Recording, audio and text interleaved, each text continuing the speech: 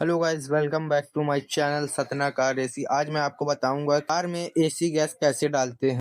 आज हम आए थे किया कैरेन। इसमें 300 प्रेशर डालने के बाद लीकेज हमने चेक कर लिया, इसका लीकेज बिल्कुल सही है। अब इसको वैक्यूम करने के बाद हम डाल देते हैं इसमें कंप्रेसर ऑयल। ऑयल डालने के बाद हम इसमें डाल रहे हैं गैस। अगर आपको वीडियो पसंद आई हो तो लाइक करें और हमारा चैनल फॉलो जरूर करें।